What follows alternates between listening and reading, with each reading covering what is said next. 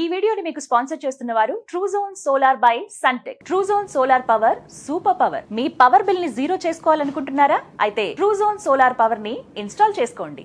నమస్కారం, welcome to Suman TV. నేను గీతాంజలి. ప్రస్తుతం మనతో పాటు భారతీయ శంకరపీఠం వ్యవస్థాపకులు, ప్రముఖ ఆధ్యాత్మికవేత్త, జ్యోతిష్యులు, బ్రహ్మశ్రీ అన్నవరపు తిరుపతి మూర్తి అవధాని గురువు గారు ఉన్నారు. వారితో మాట్లాడదాం.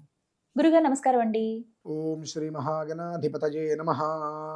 కామెంట్స్ లో అడిగినటువంటి ప్రశ్న, ఏలినాటి శని అంటే ఎంత కాదనుకున్నా ఏలినాటి శని ప్రభావం అంటే చాలా మంది భయపడుతూ ఉంటారు. శని ఇంకా వస్తుంది, 7.5 సంవత్సరాల పాటు మనం అలాగే వాటికి తట్టుకుని ఉండాలి, ఎన్నో కష్టాలు చూపిస్తారు అని చెప్పి. కానీ నిజానికి మంచే చేస్తారని అంటారు మీరంటి వారు. కానీ ఇలా ఎవరైతే ఏలినాటి శనిలో ఉన్నారో, కొంతమంది కంటక శని ఉన్నవాళ్ళు, అష్టమ శని, అర్ధాష్టమ శని, వీళ్ళందరూ కూడా అంటే పుష్యమాసం ప్రధానంగా ఏమైనా పరిహారాలు చేసుకోవచ్చా? కొంతలో కొంత వాళ్ళకి ఏదైనా ఫలితం ఉండేలాగా.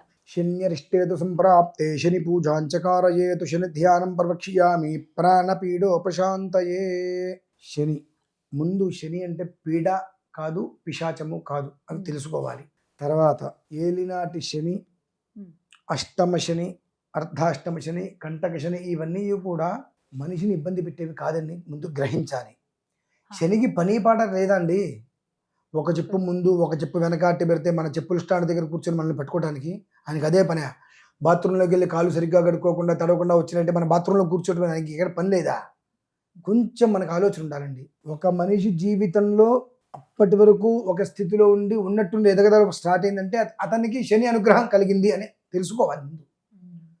మనం ఎన్ని చెప్పినా నాకు ఏలినాటి శని వచ్చిందండి, నేను నష్టపోయానండి అంటే నిన్ను నష్టపెట్టడం కోసం ఆయన కాచు కూర్చున్నాడు.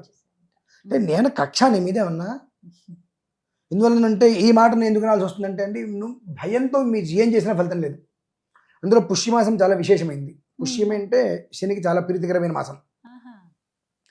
శని సంతోషం కోసం, శని అనుగ్రహం కోసం నువ్వు ఏం చేసినా నీకు ఓకే. కానీ నువ్వు భయపడి వామ నాకేదో శని దోషం కలిగింది, ఏలినాడు శని నాకు అనర్థం జరిగిందని నువ్వు అభిషేకం చేసినా అనర్థాన్ని నువ్వు వదిలిపెట్టి వెళ్దు. ఎందువల్ల అక్కడ జరిగేది అనర్థం కాదు, భయం. కేవలం భయం నిన్ను డామినేట్ చేస్తుంది. కాబట్టి ఆ భయాన్ని నువ్వు వదిలేస్తే నీకు జరగాల్సింది ప్రతిదీ జరుగుతుంది. ఆ భయం అనేటువంటిది నీకు ఉన్నప్పుడు నీకు రావాల్సింది మొత్తం కూడా గుమ్మం అవతలే ఉంటాయి, రావు. ఇది స్వామి చెప్పినట్టు జన్మాంతరం ఎదురు చూస్తూనే ఉండాలి. ఆ భయంతో బ్రతికినంత కాలము కూడా నీకు శని ప్రభావం చే, శని అనుగ్రహము చే నీకు దక్కవలసింది ఏది దక్కదు. ఎన్ని పూజలు చేయి, ఎన్ని పునస్కారాలు చేయి, నిలబెత్తి శని విగ్రహాన్ని స్థాపించు, దాని నిండా నువ్వులతో కప్పేయి, ఆవగింజంత ఫలితం కూడా నీకు రాదు. ఎందువలన నువ్వు ఎంత చేసినా నీకు ఒక భయం లోపలిందిగా ఉందా లేదండి? ఆ భయం రాణిస్తుందా? రానివ్వదు. కాబట్టి ముందు భయాన్ని వదిలే. భయాన్ని వదిలేస్తే జరిగేటువంటి ఆనందం ఎలా ఉంటుందో చూడు. ఇదే ఏలినాటి శని. శివరాత్రి కింద లాస్ట్ అంటే మనకి ఫిబ్రవరిలో మనకి 2025 మనకు శివరాత్రి వచ్చింది కదా, లాస్ట్ ఇయర్. ఆ శివరాత్రి సమయంలో మరి నాకు ఏలినాటి శని ప్రారంభమైంది. మా వాళ్ళు చాలామంది అన్నారు, అవధాని గారు అంటే చెప్తే మీకు ఏలినాటి శని ప్రారంభం అవుతుంది, అయితే జాగ్రత్తగా ఉండాలని. అంటే అవసరం లేదు, నేను ఎలా ఉండాలో ఆయనకి తెలుసు, నన్ను ఎలా ఉంచాలో ఆయనకి తెలుసు, అసలు నేను ఎందుకు భయపడాలయా? కాదండి అన్నారు. నీ నమ్మకం నీది, నా విశ్వాసం నాది అన్న.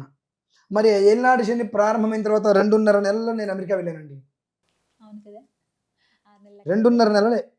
మరి ఏలినాటి శని ప్రారంభమైతే నేను పాతాళానికి వెళ్ళిపోవాలిగా, తట్టుకోలేని బాధలు రావాలిగా, దుఃఖం పొంగిపోవాలిగా. నాకు ఎందుకు పొంగిపోలేదు? నీ నమ్మకం నీకు శ్రీరామ రక్ష. నీకు ఏ గ్రహం నిన్ను ఏమి చేస్తుందని నువ్వు భావిస్తే అదే జరుగుతుంది అక్కడ. నీ నమ్మకం అంతే, వాస్తవం అండి. ఎందువల్లంటే గ్రహాలకి పని పాట ఏమీ లేక మన జోలికి రావండి. అవి ఎప్పుడు వాటి తత్వంలోనే ఉంటాయి.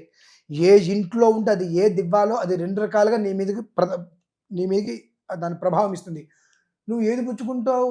ముళ్ళు గుచ్చుకుంటే తీస్తే నొప్పి పుడుతుందని చెప్పి ముళ్ళు లేని రోడ్లోకి వెళ్తా అంటావు. నీకు ఆ డెస్టినేషన్ ఉన్నది ఇక్కడ, ఇది నడుస్తూనే ఉంటావు. ముళ్ళు గుచ్చుకుంటే అనుకుంటే డెస్టినేషన్ పక్కనే. ఆ 2 ఇస్తాడు. నువ్వు ఏది పెట్టుకుంటే దాన్ని పెట్టుకుని తీసుకెళ్తాడు. ఆయన తిడితే ఎట్లా? కాబట్టి నువ్వు తిడుతూ శని వల్ల నాకు ఇది జరిగింది, శని నాకు నష్టపోయాడు, ఇవన్నీ మాట్లాడుతూ వెంద చేయి చెప్పాక నిలువెత్తి శని విగ్రహాన్ని పెట్టండి. ఆవగింజంత నువ్వు గింజంత ఫలితం కూడా నీకు రాదండి. మరి ఏంటి మనస్సులో నేను ఇవాళ అన్నం తింటున్నాను అంటే నా గ్రహస్థితిలో బహుశా ఈ యొక్క ఏలనాడు శను, అష్టమ శను, అర్ధాష్టమ శను, కంటక శను ఇది రావటం వల్ల కంటక శని అంటే మన కంటకాన్ని తీసేస్తాడు. మన కంటకాన్ని తీసాడు. సంకటహర చవితి అంటున్నాగా. మరి ఎందుకంటే ఆ సంకటాలను హరించేటువంటి వాడుగా. మరి కంటక శని అంటే కంటకాలను తొలగించేటువంటి వాడే కదా. నువ్వు దాన్ని ఎందుకు తీసుకోలేకపోతున్నావు? శని అంటరాని వాడు.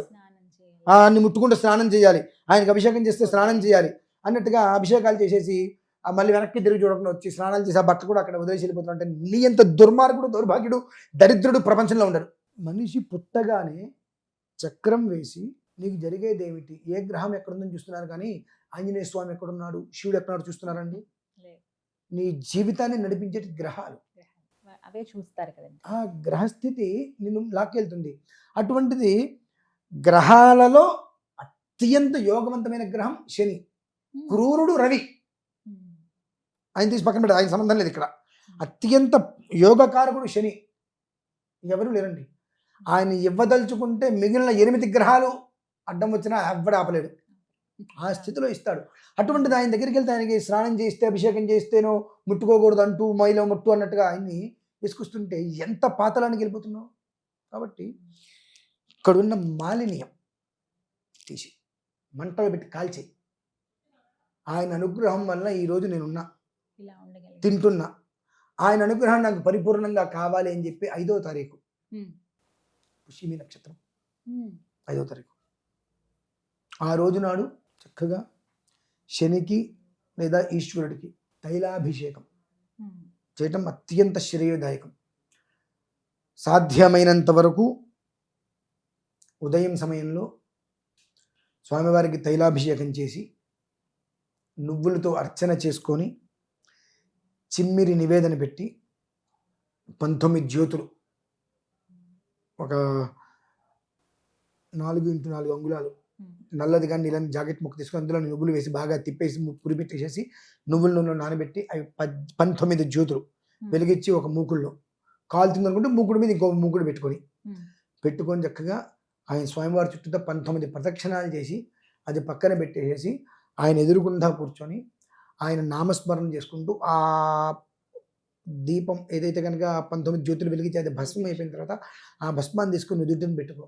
సర్వకాల సర్వావస్థలు ఎందు ఇంకా ఇంత తెచ్చుకో ఇంటికి, అది నీకు రక్ష. అలాగే శనికి అభిషేకం చేసి నివేదన పెట్టిన ప్రసాదాన్ని కాస్త నువ్వు ప్రసాదం తీసుకో. శని ప్రసాదం తీసుకోవడం ఈ దౌర్భాగ్యం బాగా పట్టిందండి. అంటే తీసుకోరండి వెంటనే. అదే నేను అంటున్నానండి. బుధుడికి జపం చేస్తున్నాం, ప్రసాదం తీసుకుంటున్నాం. శుక్రుడికి జపం చేస్తున్నాం, ప్రసాదం తీసుకుంటాం. రాహుకేతుడికి జపం చేస్తున్నాం, ప్రసాదం తీసుకుంటాం. శనికి జపం చేసి ప్రసాదం ఇస్తే శని ప్రసాదం కదండి. శని ప్రసాదం ఏమిటో? శనిదే కదా ప్రసాదం నీకు కావాల్సింది, ఆయన అనుగ్రహమే కావాల్సింది. అమ్మో తీసుకోవచ్చు. నువ్వు తీసుకున్నప్పుడు పూజ చేయడం మానే. ఇప్పుడు సింపుల్ అండి. మీ ఇంటికి ఒక పెద్ద మనిషిని పిలిచారు, మీ ఇంటికి ఒక పెద్ద మనిషిని పిలిచారు. ఆయన ఎవరో ఎమ్మెల్యేనో ఎంపీనో ఒక స్థాయిలో ఉన్న వ్యక్తిని పిలిచారు. పిలిచి ఆయన్ని కూర్చోబెట్టి ఆయన్ని ఎంతటి గొప్పవాళ్ళు లేడు, నీ ఈ ఏరియా మొత్తానికి నువ్వు మహారాజు 100 రకాలుగా స్తుతించారు. స్తుతించిన తర్వాత ఆయన ఏదో సంతోషపడి ఆయనకి మీరు ఏదో ఇస్తే ఇచ్చిన దాంట్లో ఆయన ఏదో మీకు ఇవ్వబోతుంటే అబ్బిబ్బిబ్బిబ్బి నేను ముట్టుకొని ఉండేది అంటే ఎలా ఉంటుందండి? ఆయనకి ఎక్కడ కాలాలి అక్కడ కాలదా? అంతే కదా, మరి అవమానించినట్టే కదా. మరి ఆ అవతరానికి ఇంకెంత కాలాలండి? అదేంటండి దేవుడి కోపాలు రావని మీరే అంటారు కదండి. కోపాలు రావు, అవమానించేవుగా, తిరస్కరించేవుగా. ఆ దోషం అయితే ఎక్కడికి పోతుంది? పిలవలేదు, తిరస్కరించలేదు, పూజ చేయలేదు, అసలు సంబంధం లేదు. పిలిచి లేదంటే నువ్వు వెళ్ళి అర్చన చేసి ఆరాధన చేసి అది నేను తీసుకోను అంటే అది ఎంతటి అవమానం అండి. దాని యొక్క ప్రతిఫలం కూడా అంతకంతే ఉంటుంది. కనుక ముందు శని అనగానే ఉండేటువంటి నీలో ఉండేటువంటి భయాన్ని తీసేయగలిగితే ఆయన అనుగ్రహం సగం లభ్యమవుతుంది. నీకు పట్టిన పేడ విరగడైపోయి నీకు రావాల్సింది ప్రతిదీ కథలకు వచ్చేసి ముందుకు వస్తావు. నీ మనస్సులో భయాన్ని పెట్టుకుని నువ్వు ఏం చేసినా ఫలితం శూన్యం. కనుక నువ్వు చెయ్యొద్దు. నేను చేశానండి, డబ్బులు ఖర్చు పెట్టాను, నువ్వుల నుండి డబ్బా పోసాను, నేను ఇంతే ఉన్నానండి. నువ్వుల నుండి డబ్బా కాదు, ఫ్యాక్టరీ తీసుకొచ్చి ఆయన నెత్తి మీద పోసినా ఇంతే ఉంటావు. ఎందుకంటే నీకు ఇక్కడ లేదు. ఇక్కడ ఒక భయం ఉంది. ఉమ్, ఇది చెయ్యకపోతే ఏదో జరుగుతుందేమో, ఉమ్, ఇది జరగడానికి కారకుడు ఆయనే, కాబట్టి ఆయనకి చేస్తూ నాకు జరగదని చేస్తున్నావు. కానీ నేను ఇవాళ ఇంత నిలిచి ఉన్నాను అని అంటే ఆయన అనుగ్రహ ఫలం కనుక ఆయన్ని స్తుతిద్దాం, ఆయన్ని సంతోషపెడదాం. ఆయన్ని సంతోషపెట్టడం వలన మన జీవితం బాగుంటుంది అన్న ఆలోచనతో చేయట్లేదుగా. అలా చేయి, నీకు ఆ ఫలితం వస్తుందండి. ఖచ్చితంగా ఫలితం ఇస్తుంది. అదే జనవరి విషయం. 5వ తారీఖు ఉమ్. పుష్యమి నక్షత్రం సోమవారం. అవునమ్మా. ప్రతి ఒక్క పుష్యమి నక్షత్రంలో గారు ప్రతి ఒక్కళ్ళు ఈ శని మహర్దశ, శని అంతర్దశ, శని విదశ, శని ప్రాణదశ, శని సూక్ష్మదశ, అష్టమ శని, అర్ధాష్టమ శని, కంటక శని, ఇవన్నీ ఎవరైనా సరే దాదాపుగా అన్ని రాసుల వాళ్ళు ఉన్నారు కదండి. ప్రతి ఒక్కళ్ళు చేసుకోమని చెప్పండి, చాలా విశేషమైన ఫలితం వస్తుంది. ఉమ్, అదమ్మా విషయం. చక్కగా వివరించారు. ధన్యవాదాలు గురుగారు. రమేష్.